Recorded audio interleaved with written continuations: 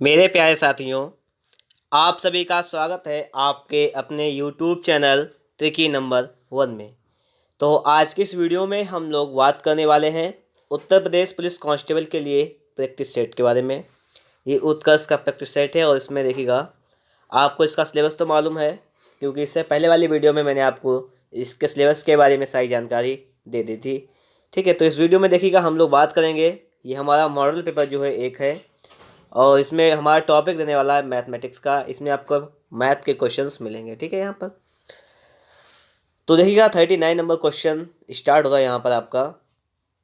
इससे पहले के 38 क्वेश्चन थे आपके जीके के, मैंने कंप्लीट कर दिए थे। ठीक है, अगर आप लोगों ने उस वीडियो को नहीं देखा है तो उसका लिंक जो है आपको डिस्क्रिप्शन बॉक्स में मिल जाएगा, वहाँ से आप लोग देख सकते हैं।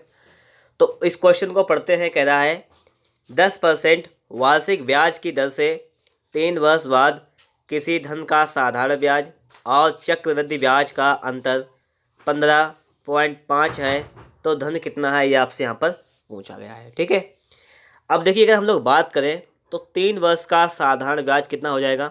1 वर्ष का 10% है, साधारण ब्याज वही रहता है, तो अगले वर्ष का भी 10% होगा। ठीक है, सिंपल इंटरेस्ट जो होगा वो 1 साल का 10% है, फिर अगले साल का 10%, अगले साल का 10, तो 3 साल का कितना हो जाएगा। ये 3 साल का हो जाएगा आपका 30%। ये क्या जाएगा, ये सिंपल इंटरेस्ट हो जाएगा, साधारण ब्याज। अगर हम लोग चक्रवृद्धि ब्याज की बात करें, CI कंपाउंड इंटरेस्ट, तो इसमें क्या होता है, सिंपल इंटरेस्ट पर भी मतलब जो ब्याज आता है उस पर ब्याज पर भी ब्याज लगता है। तो 3 बार के लिए देखिए क्या करेंगे हम लोग यहाँ पर, समझो।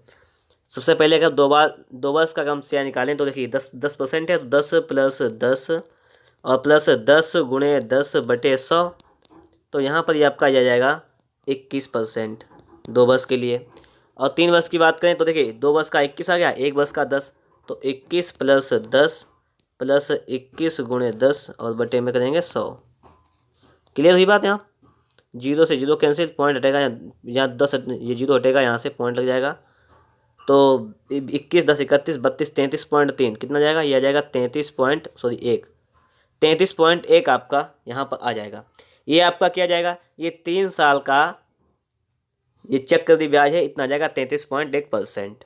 साधारण ब्याज आ जाएगा आपका 30% और चक्रवृद्धि ब्याज आ जाएगा आपका 33.1%। इसका अंतर आपको दे रखा है 33.1% - 30%। इसका आपको अंतर दे रखा है कितना, ये 15.5, ये 15.5 दे रखा है। ठीक है, तो ये कितना बचा यहाँ पर आपका, ये बचा आपका है 3.1%। इसका वैल्यू आपका आ जाएगा 15.5। ठीक है, आप लोग यहाँ से पॉइंट से ये पॉइंट कैंसिल हटा देंगे, यहाँ से 31 का काटेंगे 5 बच जाएगा, तो 1% का वैल्यू आपका आ जाएगा यहाँ पर 5। 1% का वैल्यू 5 आ जाएगा। धन पूछा गया, धन होता है आपका 100%, तो उसका वैल्यू आपको हो जाएगा 500। ठीक है, तो 500 रुपये आपका राइट आंसर हो जाएगा। सेकेंड इसका मेथड देखिएगा, डायरेक्ट निकाल सकते हैं आप लोग। डायरेक्ट निकालेंगे तो देखिएगा लिखेंगे P बराबर, ठीक है, जितना भी इसका डिफरेंस है, अंतर कितना है, इसका डिफरेंस है 15.5, तो अंतर लिख लेंगे। 3 वर्ष की बात कर रहा है तो क्या करना है, देखो सुनो, 100/, देखिए फॉर्मूला चलिए इसका लिख देते हैं एक बार पहले हम। ठीक है, ये तो देखिए सेकंड तरीका है इसका, ये भी सीख लीजिएगा। डायरेक्ट मूलधन निकालने के लिए सेकंड है बराबर P बराबर होता है यहाँ पर difference into 100/r into 100/r into 100/300 + r, बस यहाँ से इसका मूलधन आ जाएगा। इसको सॉल्व कर लीजिएगा। देखो इसको कैसे सॉल्व करेंगे आप लोग, ये देखिए अंतर इसका 15.5 है, गुणे में 100 और बटे में 10, गुणे में 100 बटे में 10, गुणे में यहाँ पर आपका 100 और बटे में 300 में 10 जोड़ेंगे हो जाएगा 310, ये हो जाएगा। इसको सॉल्व कर लीजिएगा। देखो 0 0 0, इससे 1 2 3 0 समाप्त हो गई है। ठीक है, क्लियर। ये पॉइंट हटेगा, 10 नीचे जाएंगे, तो इससे 0 ये वाला भी समाप्त हो जाएगा। और 31 से इसको काटेंगे तो 31 पंचे 155, तो 5 का 100 में गुणा करेंगे हो जाएगा 500, तो कितना जाएगा, ये 500 हो जाएगा। ऑप्शन नंबर आपका C राइट आंसर। अगला देखेंगे, लिखा हुआ है 4 अंकों की सबसे बड़ी संख्या जो 12 18 21 28 प्रत्येक से पूर्णतः विभाजित हो। देखो एक चीज़ समझो यहाँ पर, अगर हम इन संख्या में या तो 12 से भाग करें पूरी पूरी कट जाए, ऐसी कोई संख्या निकाल लो, या 18 से या 21 से या 28 से, देखिए इसका कॉन्सेप्ट क्या होता है, कॉन्सेप्ट समझ लीजिएगा पहले। सबसे पहले आपको क्या करना है, कॉन्सेप्ट ये है कि इसका आप लोग 12, 18, 21, 28 इसका पहले आप लोग ले एलसीएम। इसका आप लोग एलसीएम निकालें पहले। जो भी आपका एलसीएम आए तो उस एलसीएम को आपको क्या करना है, मान लीजिए आपने जो भी एलसीएम निकाला उस एलसीएम को क्या करेंगे, 4 अंकों की सबसे बड़ी संख्या क्या होती है आपकी 9999, इससे उस एलसीएम से भाग देंगे। भाग देने पर जितना भी आपका शेषफल आ जाए उस शेषफल को क्या करेंगे, इसे 4 अंकों वाली संख्या से माइनस कर देंगे, वही आपका आंसर आ जाएगा। ये तो हुआ आपका कॉन्सेप्ट। लेकिन इसको हम डायरेक्ट अगर निकालना चाहें तो देखिए जितनी भी संख्याएं रखी हैं इनसे हम क्या करके देखें, इनसे हम इसे भाग करके देखें और भाग करने पर हमें जो भी मिले वही हमारा राइट आंसर हो जाएगा। अब देखिए यहाँ पर संख्या ऐसी उठाइएगा जिससे पता लग सके हाँ क्या कहानी चल रही है। 12 को अगर हम चेक करें तो 12 को चेक कर लीजिएगा। पहले में 12 से भाग करेंगे तो 12 का देखिए भाग करेंगे इसमें, देखिए पहले 12 का भाग करके दिखाएं आपको। 12 8 96 बचा 2, 28 हो जाएगा। 12 दूनी 24, कितना बचा 4, 42 हो जाएगा। ये नहीं जाएगा 12 से पूरा पूरा पूरा पूरा भाई नहीं हुआ, इसका मतलब पहला वाला तो आपका आंसर नहीं हो सकता।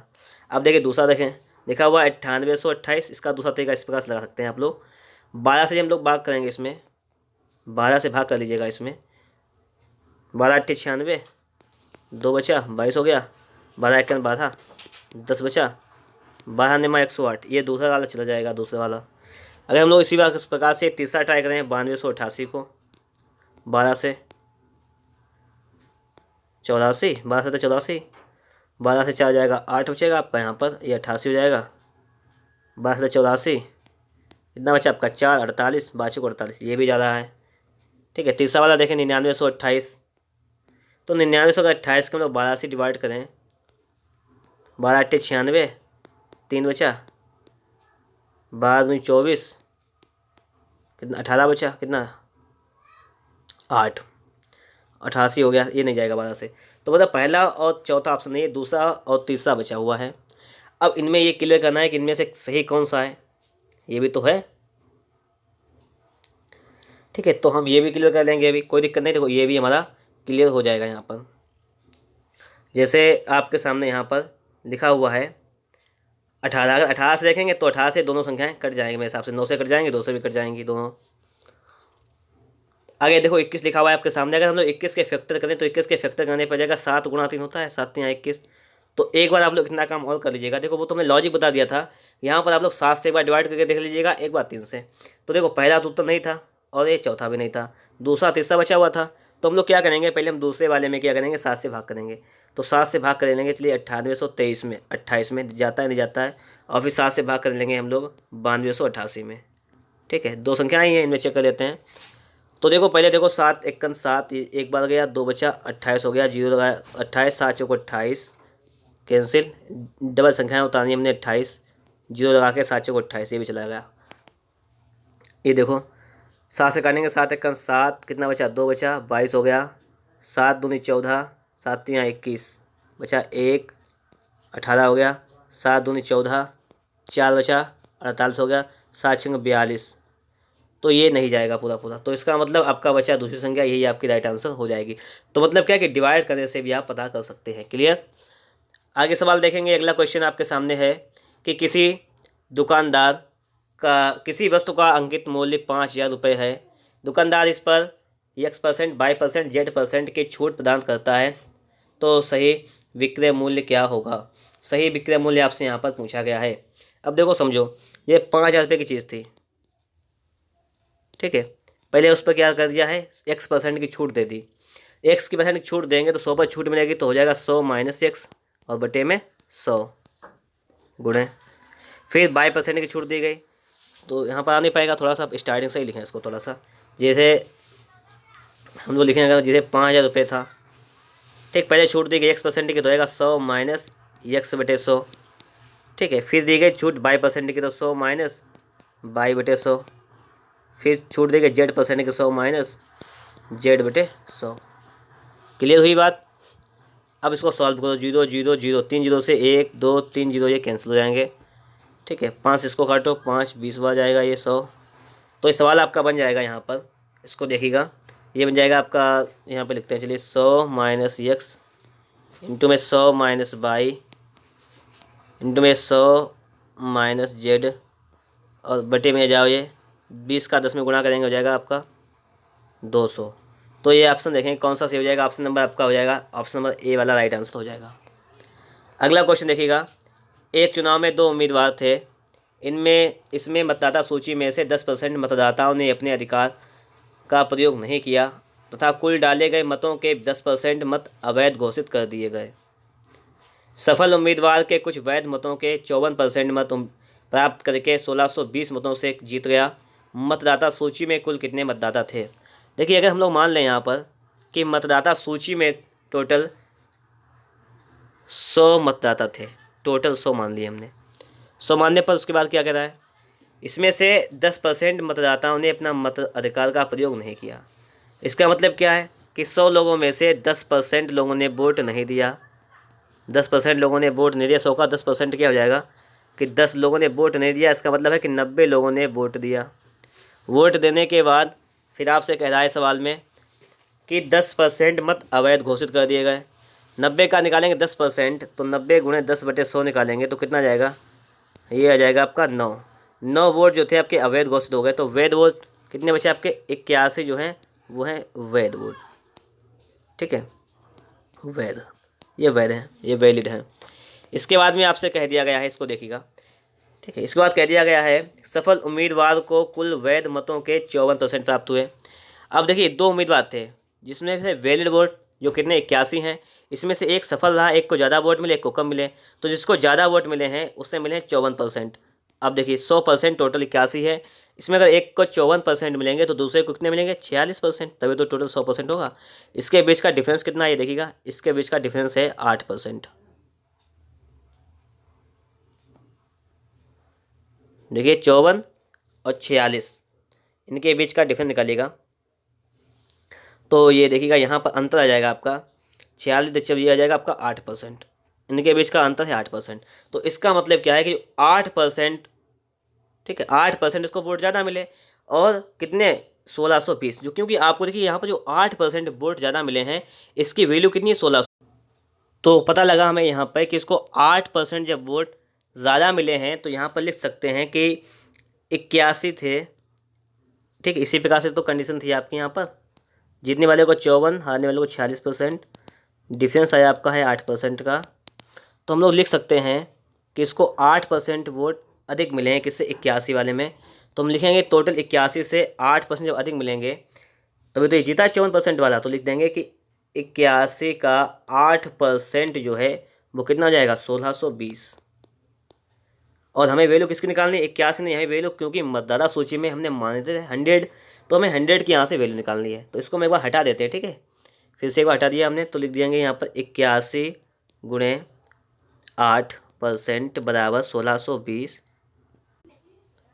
तो देखिएगा हम लोगों ने यहाँ पर लिखा है कि 81 गुणा 8% बराबर कितना है 1620। जैसे इसको हम लोग सॉल्व करके हम लोगों को 100 का वैल्यू फाइंड करना है यहाँ से। तो पहले हम लोग लिख सकते हैं कि 81 गुणे 8% हटेगा, बटे में 100 आ जाएगा, बराबर यहाँ पर आ जाएगा आपका 1620। यहाँ से अगर हम लोग एक की वैल्यू निकालें तो एक की वैल्यू आ जाएगी आपकी 1620, ये भाग वाला गुणा में पहुँच जाएगा 100 और बटे में 81 गुणे 8। ठीक है, इसको सॉल्व कर लो पहले। तो देखो 9 से काटेंगे, 9 9 में 81, 9 से काटिएगा, 9 1 का 9, 7 9 8 72 0 180। क्लियर, 9 दूनी 18 आ जाएगा 20। तो आपका हो जाएगा 2000/8। अब 8 से भाग कर लीजिएगा इसको, 8 से काटेंगे तो 8 दूनी 16 बचा 4, 8 में 40 0 250। मतलब क्या है 250 यहाँ पर आ जाएगा एक का वैल्यू। हम लोगों ने जब एक का वैल्यू फाइंड किया है तो एक का वैल्यू 250 आ गया है। हम लोगों ने माना था कि 100 मतदाता हैं तो 100 का वैल्यू कितना आ जाएगा, ये जाएगा 25,000। तो 25,000 आपका राइट आंसर हो जाएगा यहाँ पर। ठीक है, ये बात भी आप लोगों को समझ में आ गई होगी। देखते हैं अगला क्वेश्चन कि ए किसी कार्य के 1/3 भाग को 12 दिन में कर सकता है। अब देखो आप लोग समझना कि ए जो है वो किसी काम का तिहाई भाग, 1/3 भाग जो है वो करता है कितने दिन में, 12 दिन में। तो पूरा काम कब कर सकता है, तो 3 का गुणा कर लेंगे हम लोग, तो 36 दिन में। तो ए जो है पूरा काम कर सकता है 36 दिन में। ठीक, क्लियर। बी उसी कार्य के 75% भाग को 18 दिन में। बी जो है उसी कार्य के 75% भाग को जो करता है वो करता है 18 दिन में। तो 25 तिया 75, 25 चौको 100, 3 18 और 6 चौक 24। तो बी काम को करेगा 24 दिन में टोटल। ठीक है, 75% करता है 18 दिन में, तो 100% करेगा 24 दिन में। और सी की अगर हम लोग बात करें तो यहाँ पर सी की जो बात है वो ये है कि सी जो है उसी कार्य को 36 दिन में कर सकता है। ठीक है, सी भी उसी कार्य को 36 दिन में कर सकता है। क्लियर बात। तो ए उस कार्य को 36 दिन में कर सकता है, बी 24 दिन में कर सकता है, सी 36 दिन में कर सकता है। ठीक, हम लिख सकते हैं कि ए जो है वो काम को कर सकता है 36 दिनों में, बी जो है वो काम को कर सकता है 24 दिनों में, और सी जो है वो काम को कर सकता है 36 दिनों में। क्लियर हुई बात। अब आगे देखो, बी और सी एक साथ 9 दिनों तक कार्य करते हैं। बी और सी एक साथ 9 दिनों तक कार्य करते हैं। शेष कार्य ए अकेले कितने दिनों में पूरा करेगा? तो देखो, ए किसी काम को 36 दिन में कर सकता है, बी 24 दिन में, सी 36 दिन में। इसका एलसीएम ले लें तो ये 72 इसका लासा आ जाएगा। 36 तिया 72, 36 दूनी 72, 24 तिया 72, 36 दूनी 72। तो मतलब ये है कि टोटल काम कितना है? 72 काम है, जिसमें से ए जो है एक दिन में 2 काम कर सकता है, बी 3 और सी 2 काम कर सकता है। आपसे कह दिया गया कि बी और सी एक साथ 9 दिनों तक कार्य करते हैं। बी और सी एक साथ 9 दिनों तक, बी एक दिन में 3 काम करता है, सी 2 काम करता है। तो बी और सी एक दिन में टोटल कितना काम करते हैं? बी और सी एक दिन में करते हैं 5 काम। ये 9 दिन तो काम करते हैं, तो 9 अपना 45 से 45 काम कर लेंगे। तो काम बचेगा कितना? 72 से 45 घटाएंगे तो ये आपका 27 काम बच जाएगा। कितना बचेगा? 27। 27 काम है कि शेष कार्य एक अकेले कितने दिन में पूरा करेगा? 27 काम है तो ए कितने दिन में पूरा करेगा, ये पूछा गया है। देखो 27 काम है टोटल, और ए एक काम करता है 2 दिन में, एक दिन में 2 काम करता है। तो 27 काम कितने दिन में करेगा? तो 2 से भाग करेंगे, 13 सही 1/2। तो 13 सही 1/2 दिन में ए इस काम को कर लेगा। क्लियर। आगे देखिएगा अगला सवाल कि चार ग्वालों ए बी सी डी ने मिलकर एक चारागाह किराए पर लिया। ए ने अपनी 18 गाय 4 महीने चलाई, बी ने 25 गाय 2 महीने चलाई, सी ने 28 गाय 5 महीने चलाई तथा डी ने 21 गाय 3 महीने चलाई।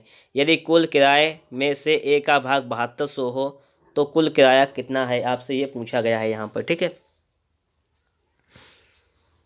अब देखो इसको समझना आप लोग थोड़ा सा कि ए ने 18 गाय जो है वो 4 महीने के लिए चलाई।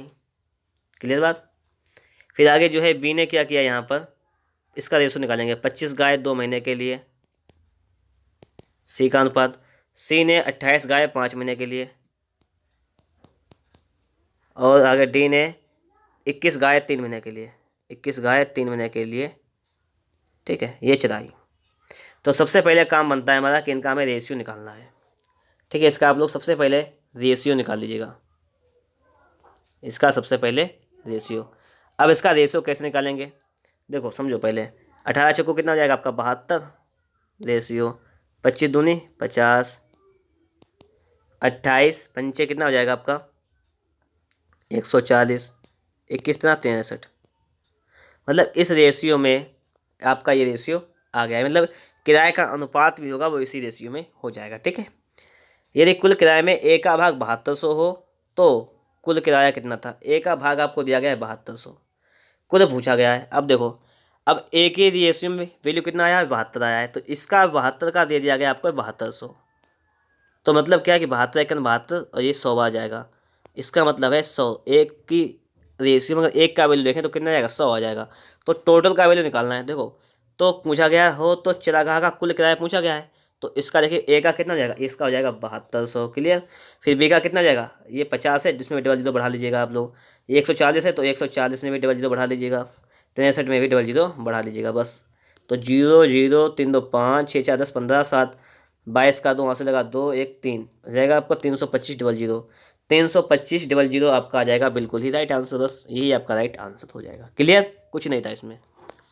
अगला देखो आप लोग, सोमवार मंगलवार बुधवार और गुरुवार का औसत तापमान 48 डिग्री था, और मंगलवार बुधवार गुरुवार शुक्रवार का औसत तापमान 46 डिग्री था। यदि सोमवार का तापमान 42 डिग्री था तब शुक्रवार का तापमान ज्ञात कीजिए। शुक्रवार का तापमान आपको यहाँ पर ज्ञात करना है। सोमवार मंगल बुध और गुरुवार का औसत तापमान कितना था? 48 डिग्री था। ये बात हुई ना यहाँ पर, इतना औसत। अब देखिएगा यहाँ पर सोमवार, मंगल, बुध, गुरुवार, इसकी बात कर रहा है। मतलब सोमवार, Monday, Tuesday, Wednesday plus Thursday, इसका योग निकालेंगे तो 48 गुणा 4 हो जाएगा योग। 4 चौको 8 32 का 2 लगा 3, 4 चौको 16 3 19 192 योग हो जाएगा। फिर आगे देखिएगा मंगल मतलब Tuesday plus Wednesday plus Thursday plus Friday, इसका तापमान दिया गया है 46, तो 46 में हम लोग 4 की मल्टीप्लाई कर लेंगे। 4 छंग 24 का 4 आने लगा 2, 4 चौको 16 2 18, ठीक है। इसका आ जाएगा आपका 184 आ जाएगा। फिर आपको दे दिया गया कि सोमवार को तापमान जो था 42 डिग्री था। सोमवार का मंडे को दे दिया गया आपको यहाँ पर है 42 डिग्री, ये भी दे दिया गया। फिर पूछा गया शुक्रवार का, पूछा गया मतलब फ्राइडे का पूछा गया है, ठीक है, कोई दिक्कत नहीं। देखो एक बात यहाँ पे क्लियर समझो, पहले फ्राइडे का निकालना है। देखो मंडे, ट्यूसडे, वेडनेसडे, थर्सडे, इन 4 का दे रखा है 192। तो अगर यहाँ से अगर हम ट्यूसडे, देखो यहाँ पर थोड़ा कलर चेंज करें इसका, अगर ट्यूसडे, वेडनेसडे, थर्सडे का निकालें 3 का, तो मंडे का घटा दें यहाँ से, तो 42 घटा दें। अगर यहाँ से 192 से, अगर हम लोग 192 से 42 घटा दें तो 150 आ जाएगा। ये किसका आ जाएगा? बुध, बृहस्पति, शुक्रवार का 150। तो बुध, बृहस्पति, शुक्रवार का निकालेंगे, नहीं ये आ जाएगा मंगल, बुध, बृहस्पति, ये आ जाएगा मंगलवार, बुधवार, बृहस्पतिवार का आपका आ जाएगा 150। 150 आपका ये आ जाएगा, तो इसका 150 आ जाएगा। तो 150 प्लस फ्राइडे बराबर कितना है? 184 है। तो यहाँ से फ्राइडे का निकालेंगे तो कितना आ जाएगा आपका? 34 आ जाएगा, ठीक है। फ्राइडे का आपका कितना आ जाएगा? 34 आ जाएगा आपका फ्राइडे का। तो यहाँ पर 34 आपका राइट आंसर हो जाएगा। आगे देखेंगे अगला, ये देखिएगा आपके सामने लिखा हुआ है सवाल। इस सवाल में आपसे कह रहा है, इसको समझिएगा, कह रहा है कि यहाँ पर चार्ट में वर्ष के प्रथम 6 माह में हुई दुर्घटनाओं की संख्या दर्शाई गई है। इसकी जांच कीजिए और निम्नलिखित के उत्तर दीजिए। जनवरी में हुई घटनाओं की तुलना में फरवरी में हुई घटनाएं कितने % कम हैं? ठीक है, तो देखिए जनवरी में कितनी घटनाएं हुई? 25। फरवरी में कितनी हुई? 19। तो कितनी कम है? तो देखो 25 से 19 6 कम है। किसमें? 25 पर गुणे में 100, 25 चक्को 100 और 6 दूनी चौक 24, 24% कम है। क्लियर? पहला लग गया सवाल। दूसरा देखो, दूसरे में क्या कह रहा है? अप्रैल में हुई दुर्घटनाओं की संख्या 6 माह में हुई दुर्घटनाओं की औसत संख्या से कितनी अधिक है? तो अप्रैल में हुई दुर्घटनाओं की संख्या कितनी है? 43। और 6 माह में, और कह रहा है आपकी 6 माह में, तो 6 महीने में हुई दुर्घटनाओं की औसत संख्या, मतलब सभी का पहले योग कर लो। तो 7 5 12 और 3 15 और 9 15 9 24 और 5 29, 29 के 9 हाथ लगे 2 2 2 4 3 7 4 11 12 13 14 15 और 16 17, 179 है हुआ टोटल। और इसका औसत निकालिएगा तो 6 महीने, तो 6 से भाग कर दीजिएगा। 6 से भाग कर देंगे तो यहाँ पर आपका जाएगा 6 दूनी 12, और ये हो जाएगा 5 बचा यहाँ पर, और एक हो जाएगा 59, ठीक है। तो हो जाएगा आपका 6 नेम 54, 5 बचा, पॉइंट लगाया 0 हो गया 55, 50 हो गया, तो 6 8 48, 2 बचा, 6 दूनी 12, तो 29.92 ये यहाँ पर आ गया, 29.82। अब आपको क्या करना है? अब इसका आपको क्या करना है? पूछा गया है कि कितनी अधिक थी, मतलब अंतर निकालना है। तो 43 से इसको आप लोग माइनस कर दीजिएगा, जो भी आपका उत्तर आ जाएगा वही आपका राइट आंसर हो जाएगा। क्लियर? अगला देखिएगा, ये सवाल आपके सामने है। यहाँ पर देखिए 3.6 लिखा हुआ है, 1 लिखा हुआ है 3.6। देखो इसको हम कैसे लिख सकते हैं? इसको लिख सकते हैं 3.6 इसका क्यूब कर सकते हैं, प्लस हम 1 का भी क्यूब कर सकते हैं, और अपान में देखो यहाँ पर 3.6 दो बार है, तो उसका लिख सकते हैं 3.6 का आप लोग स्क्वायर लिख सकते हैं, माइनस 3.6 गुणा 1 कर सकते हैं, प्लस 1 का स्क्वायर कर सकते हैं। ये एक फॉर्मूला होता है। देखो फॉर्मूला होता है कि a³ प्लस b³ अपान a² minus ab plus b²। ये आपका सूत्र होता है एक बराबर a प्लस b का। ये a प्लस बी का सूत्र होता है। तो हम लोग यहाँ पे क्या करेंगे? हम लोग यहाँ पर लिख लेंगे a प्लस बी, मतलब 3.6 और 1 प्लस 1, इसको जोड़ लेंगे तो टोटल कितना हो जाएगा? ये हो जाएगा 4.6 आपका आंसर। ठीक है, ऑप्शन नंबर सेकंड आपका राइट आंसर हो जाएगा। क्लियर?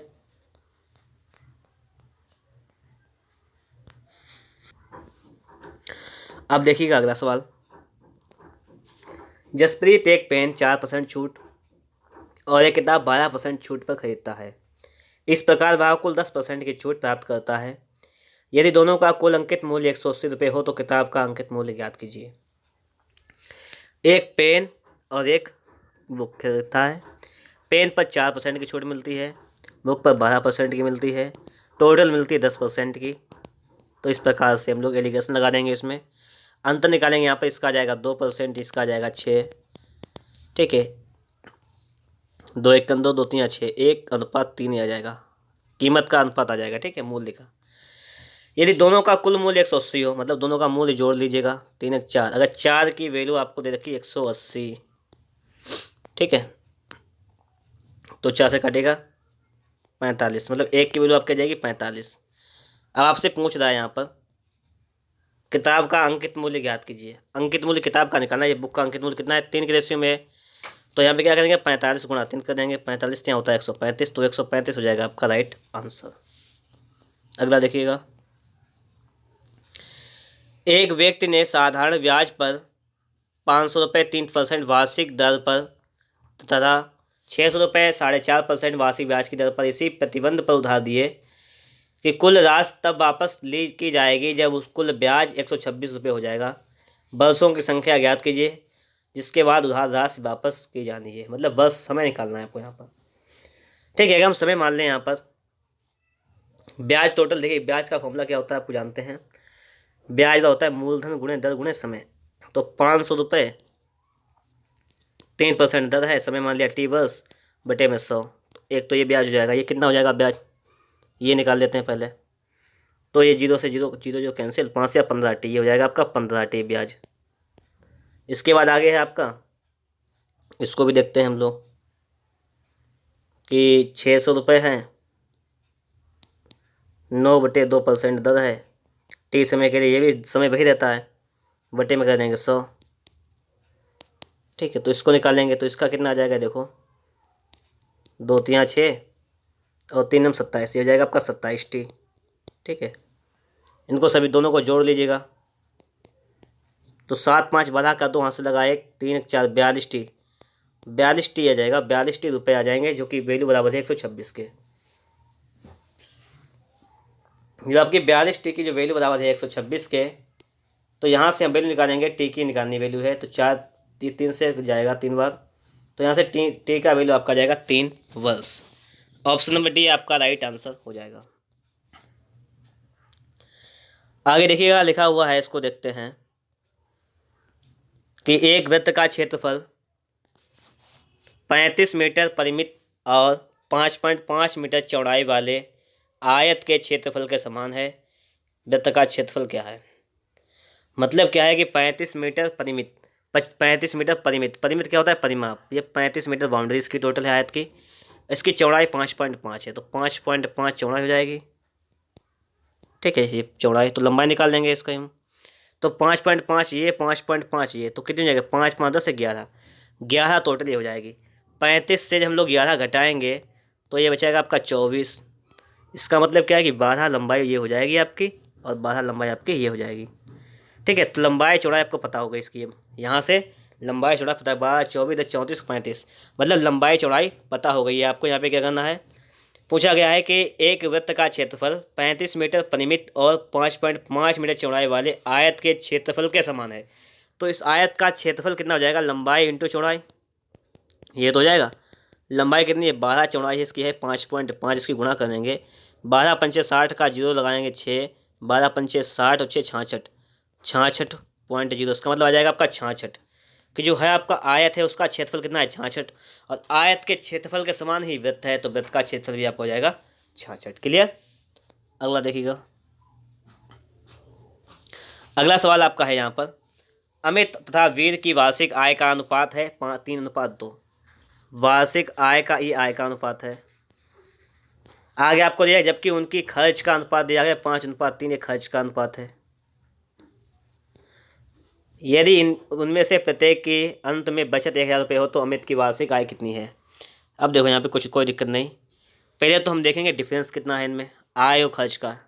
तो डिफरेंस समान नहीं है। यहाँ पर देखो माइनस का 2 का, ये 2 का डिफरेंस है, यहाँ पर डिफरेंस निकालते हैं 2 का, यहाँ पर 1 का डिफरेंस है। डिफरेंस समान नहीं है क्योंकि देखिए बचत जो है प्रत्येक की 1000 रुपये होती है, तो डिफरेंस बचत का समान होना चाहिए। तो देखो 3 जो 2 ये आय आपकी है यहाँ पर, और जो 5:3 आपको रेशियो दिया गया ये खर्च है। तो बचत क्या निकालेंगे? अगर हम लोग आय से खर्च निकालेंगे तो बचत आ जाएगा। तो पहले हमें क्या काम करना है, यहाँ पर देखो इसका डिफरेंस देखो कितना है। इसका डिफरेंस है आपका 5 से 3 जाएगा 2, तो आप लोग इसमें 2 से गुणा कर दीजिएगा। इसका डिफरेंस देखो कितना है, 3 और 2 का 1 है, तो इसमें 1 की गुणा कर दीजिएगा। बस गुणा मत कीजिएगा क्योंकि कोई दिक्कत नहीं।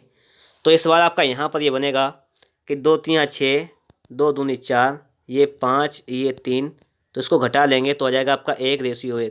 ये आपका आ जाएगा बचत का रेशियो। ये आपकी थी आय, ये आपका था खर्च या व्यय। अब यहाँ पर आपको दे रखा है, किसका किसका दे रखा है, एक तो आपका अमित का दे रखा है, ये अमित का, ये वीर का है। अब यहाँ पे देखना है कि बचत जो है 1,000 रुपये है, तो मतलब 1 का वैल्यू कितना है, 1,000 है। 1 का वैल्यू कितना आपका 1,000 है। पूछा गया है अमित की वार्षिक आय कितनी है। अमित की वार्षिक आय आपसे यहाँ पर पूछी गई है। तो अमित की वार्षिक आय 6 है, तो 6 का मतलब 6,000 हो जाएगी। क्लियर। आगे देखिएगा अगला। अगला है कि 2 स्थानों आर और एस के बीच की दूरी 42 किलोमीटर है। कि देखिए 2 स्थान है, एक तो आर है आपका, एक है एस। इनके बीच की दूरी कितनी है, टोटल 42 किलोमीटर है। ठीक है, आगे देखिएगा। आगे कहता है कि मनीषा 4 किलोमीटर की समान चाल से आर से एस की ओर चलना शुरू करती है। आर से एस की ओर स्पीड कितनी है, 4 किलोमीटर प्रति घंटा की चाल से। और उसी समय निरमा भी किसी चाल से एस के आर की ओर चलना शुरू करती है। यहाँ से निरमा जो है वो चलना शुरू करती है, कोई चाल है, मतलब 1 किलोमीटर प्रति घंटा उसकी चाल है, चलना शुरू करती इस तरफ की ओर। 6 घंटे बाद एक दूसरे को मिलते हैं, तो 6 घंटे तक चलते हैं, इसका मतलब यह है। तो 6 घंटे ये चलेगा, जब 1 घंटे में 4 किलोमीटर, तो 6 घंटे में 6 चौक 24, तो ये चलेगा 24 किलोमीटर 6 घंटे में। तो ये कितना चलेगा, ये तो क्लियर नहीं है। देखो टोटल डिस्टेंस पता है कितनी है, 42 है। तो 42 से जब हम 24 घटा लेंगे तो कितना बचेगा, ये बताओ आप लोग। ये बचेगा 18। तो मतलब क्या है कि निर्मा जो चलती है वो चलती है 18 किलोमीटर। ठीक है, तभी तो टोटल 42 होगा। जो 18 किलोमीटर चलती है कितने घंटे में चलती है, 6 घंटे में। तो 6 से भाग कर देंगे तो 6 3 18, तो आ जाएगी चाल 3 किलोमीटर प्रति घंटा। ठीक है, कि चाल इसकी कितनी है, 3 किलोमीटर प्रति घंटा है, तभी तो 6 घंटे में 18 किलोमीटर चलती है। तो 3 आपका राइट आंसर हो जाएगा। इसको आपको यहाँ पे सॉल्व करना है। देखते हैं इसमें, देखिए इस प्रकार के जो सवाल आते हैं तो उसमें देखिए फॉर्मूला ही लगता है। तो ये तो हो जाएगा आपका 3.88 इसका स्क्वायर हो जाएगा पहली बात, प्लस 0.88 इसका स्क्वायर हो जाएगा, माइनस इसको लिख सकते हैं, इसमें 2 से गुणा किया गया, इसको लिख सकते हैं 2 गुणे 3.88 गुणे 0.88। तो ये आपका फॉर्मूला बन जाएगा A square plus B square minus 2ab। इसका मतलब है कि ए माइनस बी का होल स्क्वायर, ये फॉर्मूला बन जाएगा। ए का इसका मान है आपका 3.88 माइनस 0.88, इसका करेंगे होल स्क्वायर, तो आपका बचेगा आपका 3 का स्क्वायर, और 3 का स्क्वायर कितना हो जाएगा आपका 9 हो जाएगा आपका राइट आंसर। 9 आपका राइट आंसर हो जाएगा। क्लियर। आगे हम लोग देखें तो देखिए आगे आपके सामने सवाल लिखा हुआ है, इसका मान पूछा गया है। इसमें अगर आप लोग देखेंगे तो आपको यहाँ पर 2 चीज़ें मिलेगी। एक तो देखिए एक प्लस वाली, एक 3 5 ये प्लस में है, एक माइनस में है। तो इसको पहले अलग अलग कर लेते हैं। ठीक है, जैसे लिखते हैं कि 1 plus 3 plus 5 plus dot dot dot dot, ये कहाँ तक है, 99 तक है। और अगर माइनस कॉमन ले लें हम तो यहाँ पर एक टेबल बन जाएगी आपकी 2 प्लस 4 प्लस 6, लिखा नहीं है तो 2 प्लस 4 लिख लेंगे, और plus dot dot dot dot dot करके प्लस, ये प्लस में ही हो जाएगा आपका 100। क्यों, क्योंकि माइनस हमने कॉमन ले लिया है। ठीक है, ये है। अब देखना है कि इसमें टोटल कितने पद हैं, इसमें टोटल कितने पद हैं। टोटल पद कैसे निकालेंगे, सबसे फर्स्ट काम क्या होता है कि पहला और अंतिम पद, लास्ट वाले पद से पहला पद घटा देते हैं, पहला काम। तो 99 से हम लोग 1 घटा देंगे और 2 से भाग कर देंगे, और उसके बाद में प्लस 1 कर दिया जाता है। बस इतना कर दिया जाता है, जैसे करके देख लीजिएगा। जब हम 99 से 1 घटाएंगे तो कितना बचेगा हमारे पास, 98। 98 को 2 से भाग करेंगे तो कितना जाएगा आपका 49, और 49 में उसके बाद में क्या करना, 1 जोड़ देना है, तो आपका जाएगा 50। तो इसका मतलब क्या है कि इसमें कितने पद हैं, 50 पद हैं। समझिए बात। जैसे इसके पद निकालने तो क्या करना है, पहले अंतिम पद से पहला पद घटा देना है। तो अंतिम से पहला पद घटा दो, कितना बचा आपका 98, 2 से भाग कर दो कितना आया 49, 1 जोड़ दो कितना हो जाएगा आपका 50। तो 50 पद इसमें भी हैं, तो दोनों में 50 पद हैं, कोई दिक्कत नहीं। देखिए पदों का योग की बात अगर हम लोग करें तो जो विषम संख्याएं होती है उसके पदों का योग का एक फॉर्मूला होता है एन स्क्वायर, याद कर लेना। तो इसके पदों का योग हो जाएगा आपका एन स्क्वायर माइनस, और जो सम संख्याएं होती हैं उसके पदों का योग होता है n into n plus one, ये आपका फॉर्मूला होता है। क्लियर? इसको सॉल्व कर लो जरा एक बार, तो हो जाएगा आपका एन स्क्वायर माइनस ये हो जाएगा आपका एन स्क्वायर प्लस एन। इसको सॉल्व करेंगे तो जो आपका आ जाएगा n square minus n square और माइनस का एन, यहाँ से देखेंगे तो ये इससे ये समाप्त हो जाएगा, तो उत्तर आपका आ जाएगा ये माइनस का एन। और एन का वैल्यू हम लोगों ने निकाला था अभी कि पदों की संख्या कितनी है, तो 50 इसमें भी थी 50 इसमें थी, तो इसका मतलब है कि 50 आपको यहाँ पर आ जाएगी, तो इसका आ जाएगा माइनस का 50, माइनस एन का मान 50 है, तो ये आपका सेकंड वाला आपका राइट आंसर हो जाएगा। क्लियर? अगला देखिएगा, एक क्लब में 30 सदस्य मौजूद हैं, प्रत्येक सदस्य से हाथ मिलाता है, कुल मिलाकर कितनी बार हाथ मिलाए गए। इस टाइप का भी सवाल आपसे पूछ लिया जाता है, तो इसके लिए एक सीधा फॉर्मूला है कि formula n minus one into n upon two, बस इससे फॉर्मूला को लगाइएगा और जब भी हाथ मिलाने वाला सवाल हो तो इससे सॉल्व हो जाएंगे। तो 30 से एक जाएगा 29 बचेगा, गुणे में आपका 30 हो जाएगा और बटे में 2 हो जाएगा। ठीक है, 2 से इसको काट देंगे हम लोग यहाँ पर, तो ये 2 से जाएगा 15 बार, तो सवाल आपका जाएगा 29 गुणे 15। इसको सॉल्व करना है तो कि 15 नेमा 135 का 5 ऐसे लगा 13, 15 दूनी 30, 40 43, तो हो जाएगा आपका 435। अगला सवाल देखिएगा आप लोग यहाँ पर, किसी बाड़े में कुछ खरगोश एवं कबूतर रखे गए हैं जिनके पैरों की कुल संख्या 224 जबकि सिरों की कुल संख्या 90 है। बताइए कि इस बाड़े में रखे गए कबूतरों की संख्या कितनी है। ठीक है, यही तो है ना, बताया गया कि जिनके पैरों की संख्या जो है वो कितनी है 224 है, सिरों की संख्या कितनी है 90 है। सिर है मतलब देखिएगा खरगोश है कबूतर है, तो खरगोश के लिए के खरगोश रेबिट मान लेते हैं, कबूतर के लिए पी मान लेते हैं, इनके सिर जो है वो 90 हैं। ठीक है, और अगर हम बात करें यहाँ पर तो कबूतर के पैर 2 होते हैं, तो और खरगोश रेबिट उसके पैर होते हैं 4, तो 4 आर कर लेंगे। और ठीक है, और कबूतर पिजन होता है तो उसके लिए हम 2p कर लेंगे, इक्वल टू आ जाएगा आपका यहाँ पर, ये आपका आ जाएगा 200, ये आ जाएगा आपका 224। ठीक है, अब जाए इसको सॉल्व करो आप लोग।